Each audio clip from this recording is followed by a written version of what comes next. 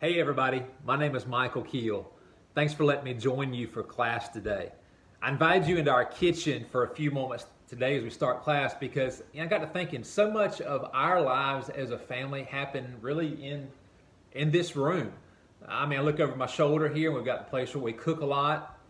I'm looking over here in the other corner and there's our kitchen table where we have so many meals together as a family and end up a lot of times having a little game night after the meal, playing Uno or Connect 4 or Space 10 or some kind of fun game as a family.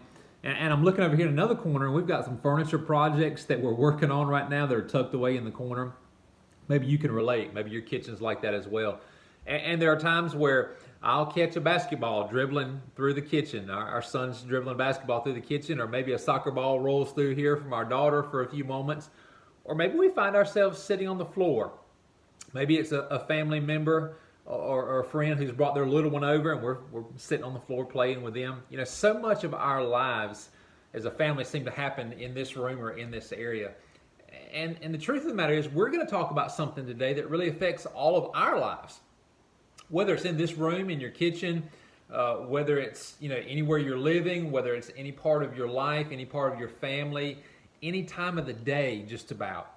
What we're going to talk about today affects all of our lives in a big way. What we're talking about today is, well, it's this. It's money. But we're not just talking about money. We're talking about what the Bible says about money, how to view it and how to use it. And this is how we're going to do that today. You've got an outline there with you, and I'm going to encourage you, hold on to that, keep it close.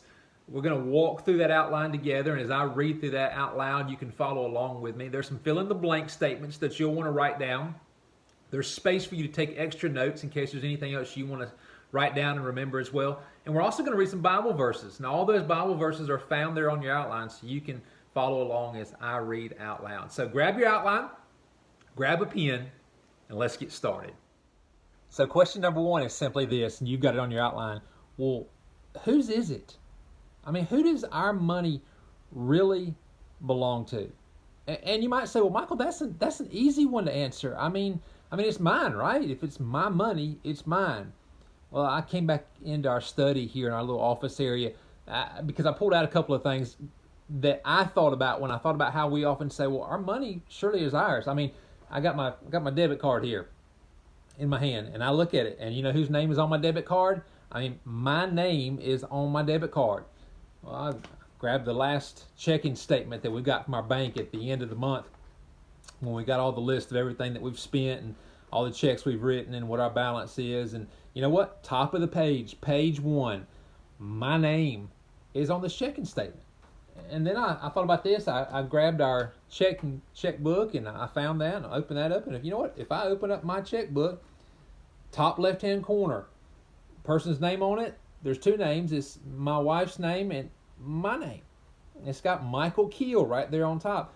I can sign these checks with my name. So, in my mind, I don't think, well, yeah, if my name is on it, if it's mine, then it must be my money. But what if God wants us to see it differently? I told you that first question is, well, whose is it? Whose money does it really belong to? Whose money is it? And we jump back into the Old Testament. There's a guy in the Old Testament named David, really prominent king that we read a lot about. I mean, there are right around 60 chapters in the Old Testament that talk about David's life. There are right around 50 references in the New Testament that refer back to David. So he holds a prominent place in the Bible. And when we find David in the verses that we're going to read, and it's verses that are on your notes, just like I have in front of me right now, in 1 Chronicles chapter 29, David's at the end of his life. David's talking about how his desire was to build a permanent place of worship for God. A permanent building where the people of Israel could come and gather together for worship. A place called the temple. And he wanted to build that himself, and yet God said, no, David, it won't be you. It'll be your son Solomon, the next generation, who builds this temple. Well, David said, you know what, if I can't build it, let me do everything I can to help prepare Solomon, to prepare the next generation. So one of the things that David did was he took up an offering to help finance the construction of the temple. David gave generously. David went down to his version of, I guess, his bank, pulled into the ATM, took out a big withdrawal, gave a lot of money and possessions and resources. And the leaders of Israel and the people of Israel followed after him in doing the same. And at the end of that offering, David stopped and David prayed. I've got those verses in front of me. You have them in front of you as well. It's 1 Chronicles 29, verses 10 through 14. And listen to what David acknowledges in his prayer. You guys can just follow along as I read out loud. 1 Chronicles 29, beginning in verse 10, says this: Then David praised the Lord in the presence of the whole assembly. And this is what he says: O Lord, the God of our ancestor Israel, may you be praised forever and ever. And then listen to this. And if you've got your pen, I'm going to give you some things I want you to underline. This next word in verse 11, underline that. He says, yours, O Lord, is the greatness, the power, the glory, the victory, and the majesty. Everything in the heavens and on earth is, and underline this next word too, is yours, O Lord. And this is, and underline this word, your kingdom. Do you hear? He's saying, this is yours, God. Over and over again, he's reemphasizing, God, this is all yours. He says, we adore you as the one who is over all things. Then listen to verse 12. Wealth and honor come from you, underline you, from you alone. For you, we'll underline that again, for you rule over everything. Power and might are in, and here's our word again, underline this, are in your hand. And again, same word, at your discretion. People are made great and given strength. Underline that word your again in verse 12. And then listen to verse 13. He says this: O our God, we thank you and praise your glorious name. And then he ends the part that we're going to read. The prayer goes on, but we're going to stop in verse 14. And I want you to listen to what he says in verse 14, especially the end of it. But who am I? And who are my people? He looks around. He looks at himself. He looks at what he has. He looks at what he's given. He looks at the people around him who've gathered together and helped with this offering. And as he's praying, he thinks about all this in his mind. He says, who am I? And who are my people that we could give anything to you? And then if you have your pen or pencil, underline this last statement. Everything we have has come from you. Remember, he's talking to God. God, everything we have has come from you. And we give you only what you first gave us. Go back and look at verse 14, especially that last sentence. Everything we have has come from you, and we give you only what you first gave us. Who did David say that everything belongs to? I mean, here's this prominent king, loaded with resources, has given very generously and has plenty more still for himself. And yet he says, you know what, God, I realize that ultimately it all belongs to you. Anything that we have, anything we've been able to give, God, it all comes from you. So, whose is it? Whose money is this money really? Whose money is this as far as who it really belongs to? We could say, well, it's mine, it's in my bank account, but really, you know what? The answer is something totally different based on what we hear in the Bible. You've got to fill in the blank there on this first question. Let me give you that statement, including the words that go in the blanks. Everything we have. So that first word you want to write in is the word everything. Everything we have, including our money. Everything we have, including our money, ultimately belongs to God. I'll say that one more time so you can write that down and catch that. Everything we have, including our money, ultimately belongs to God. So if God owns it all, then what are we? Well, the Bible calls us stewards. And a steward, S-T-E-W-A-R-D, a steward is simply a manager of someone else's stuff. So ultimately, we're just stewards. It's all God's. He's blessed us with some of it to take care of it for Him and to use it wisely for Him. So this should change how we view and what we do with everything we have, not just a portion of our money, but everything that God gives us. Let me tell you about myself when I got my first really good paying job. So I was in college. There were weeks where I didn't have a lot of bills that week and didn't have to spend a lot on stuff that I owed people. So I would get paid. I would get my paycheck and I would go straight to the bank and I would cash it. And I would set aside part of it, the very first part of it, to give back to God, to take to church on Sunday and give. But you know what? Honestly, in my mind, I would think, man, the rest of it is mine. And there are weeks where I would blow it on stuff I didn't really need. Another pair of tennis shoes, another t-shirt, another hat, something else for my car, whatever it was. Stuff I didn't really need.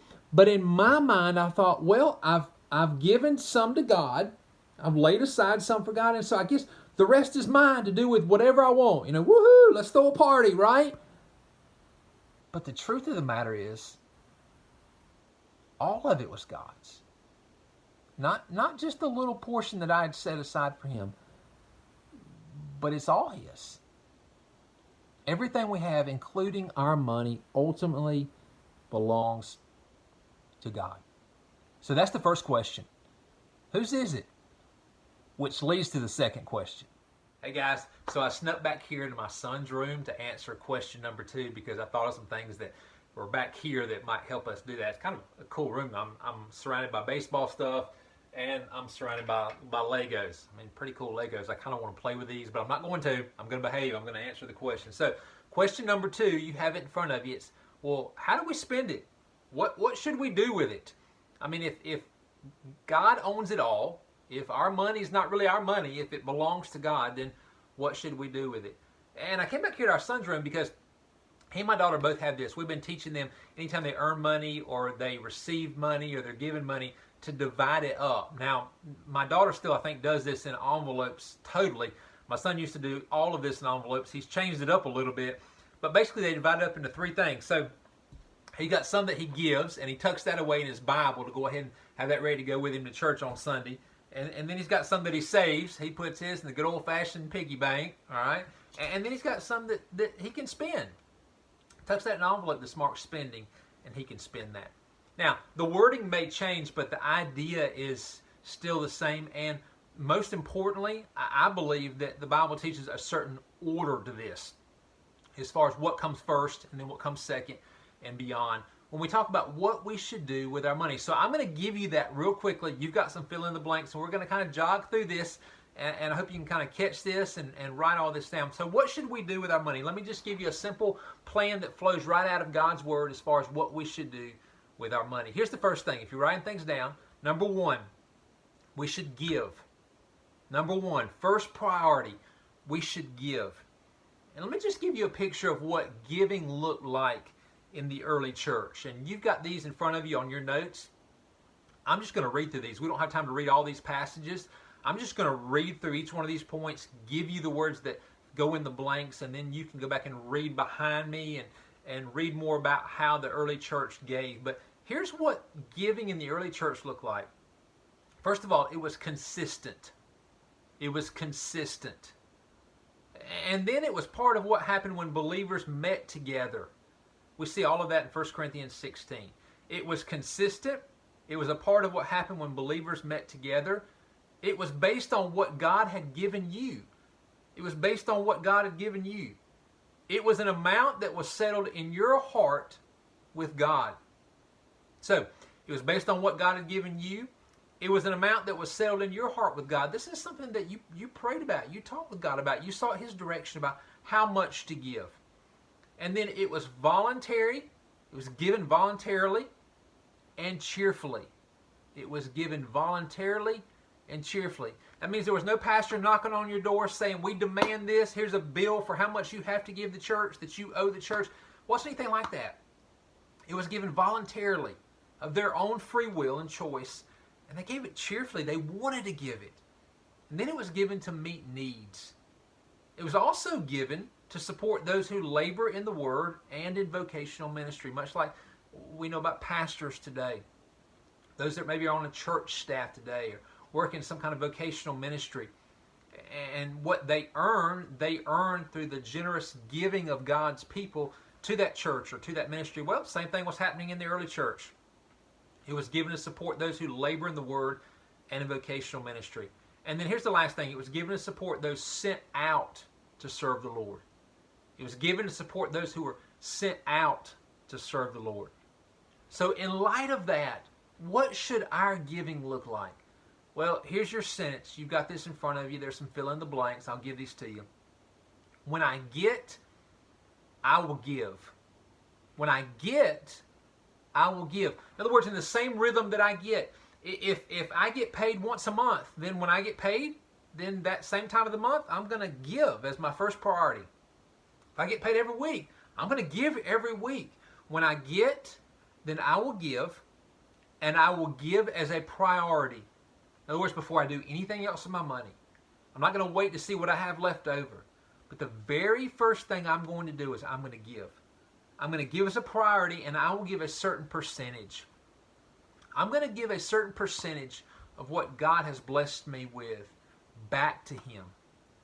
And that percentage can start out being 10%, like the Old Testament talks about a lot, that we call a tithe, which means a tenth.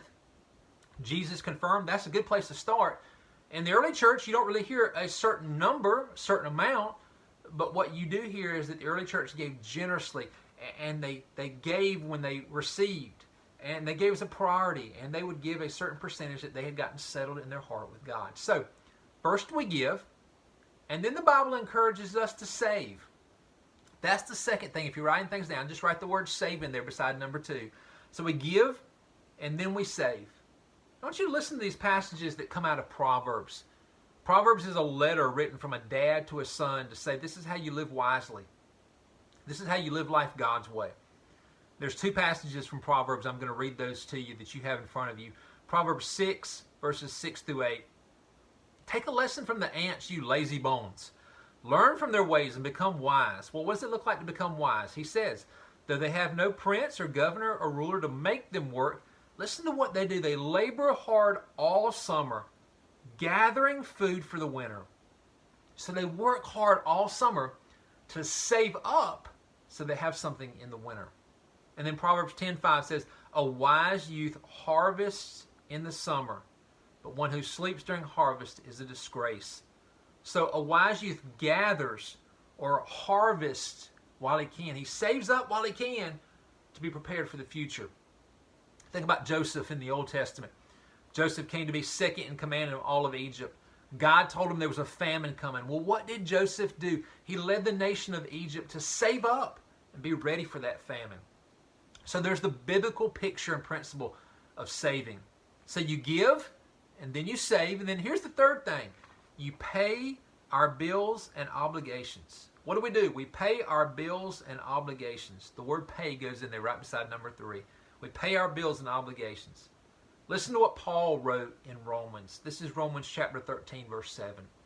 Paul said this, give to everyone what you owe them.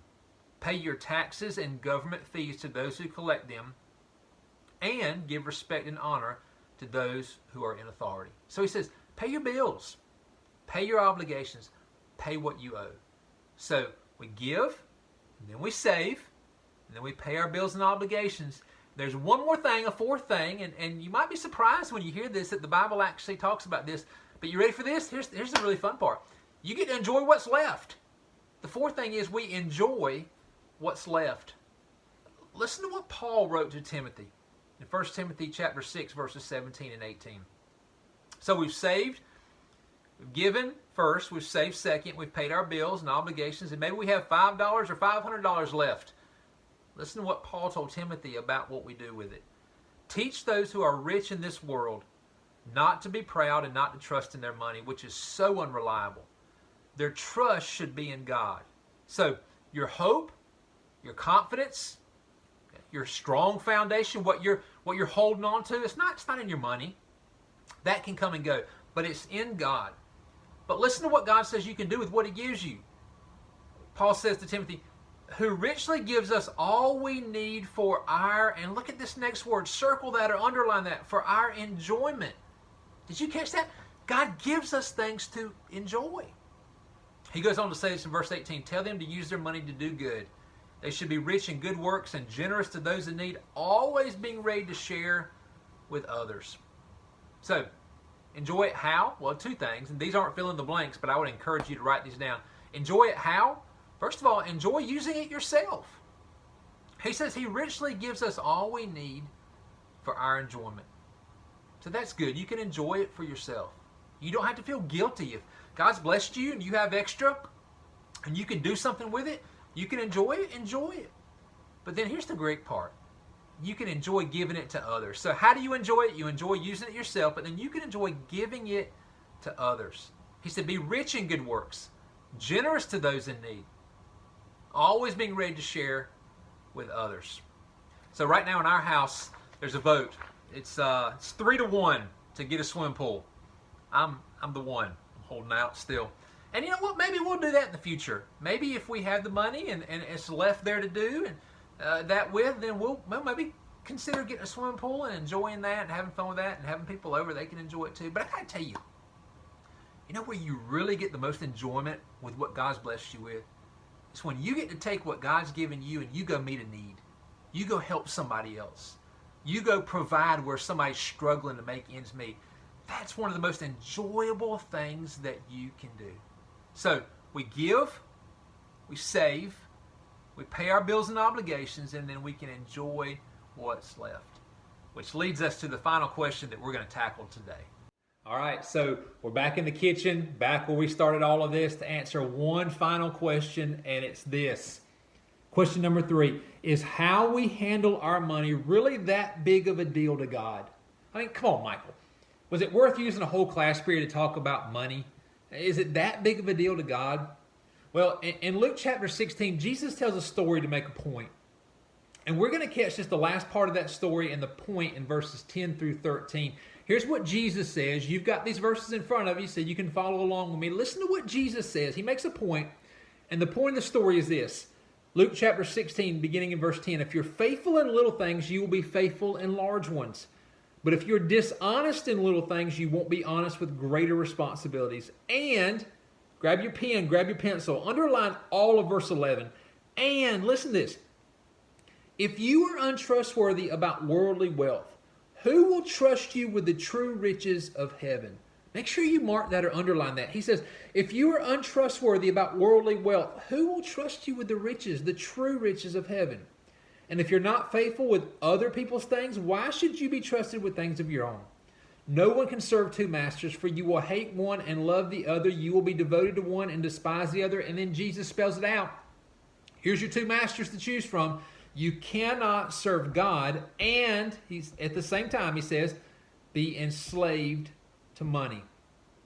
So is money and how we handle our money that big of a deal to God? Well, you've got the answer in front of you. God's word answered that question. This is your last fill in the blank statement. Let me give that to you. There's one word to write in there. Here's the answer. The answer is yes. Yes, absolutely this is a big deal to God. How we handle our money is an indicator. There's your word that you want to write in there and you fill in the blank. An indicator. How we handle our money is an indicator to God as to whether or not he can trust us with even greater opportunities that have an eternal impact. Did you catch that? How we handle our money, and really it's not really ours even, is it? It's God's. So how we handle his money that he has given to us and trusted us with is the starting point for whether or not God can trust us with even greater things. So that's it. There you have it. 3 simple questions about money. I want you to hold on to this outline, hold on to these notes, hold on to the fill in the blanks. You're probably going to see those later on in class. I've given you some follow-up questions, some reflection questions. If you have time, you might use those in class today. If not, you can use those on your own. But as much as I pray that you wrote everything down on paper, you know what I really pray? I really pray that God will write this on your heart so that it will change how you view and how you use money. Thank you guys for letting me hang out with you today in class, and just know that I'm praying for you as you go throughout this school year.